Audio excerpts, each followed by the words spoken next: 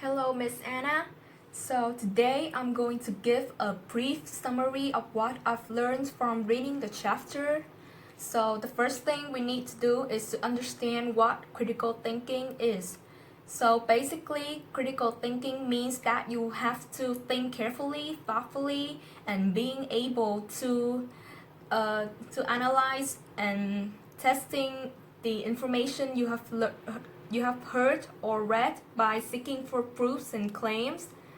Being being a critical thinker is very important in the university, and that leads to the next definition, which is critical thinker. A critical thinker is someone who is able to think carefully, thoughtfully, and being able to analyze others' opinions as well as our point of view. So critical thinking involves 6 stages, which are knowledge. In this stage, you will have to recall what you've learned, and in the next stage, comprehension, you will have to have a full understanding of what you learned. The third stage is application. In this stage, you will have to put the information you have learned into practice. And the fourth stage is analysis. In this stage, you will have to break the information down into different parts. The fifth stage is synthesis, which requires you to put the information you have broken down into a new way.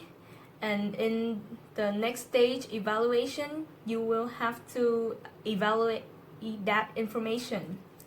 So being a critical thinker is very difficult, but basically you can improve yourself by practice into study area, which are reading and listening critically and writing critically.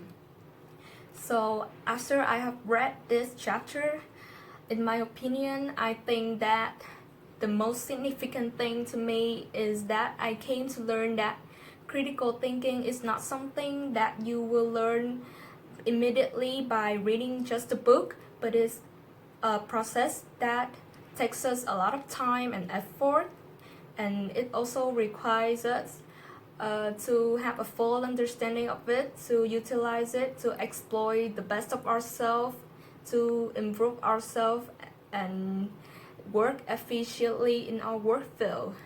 So that is the end of the summary. Thank you for listening.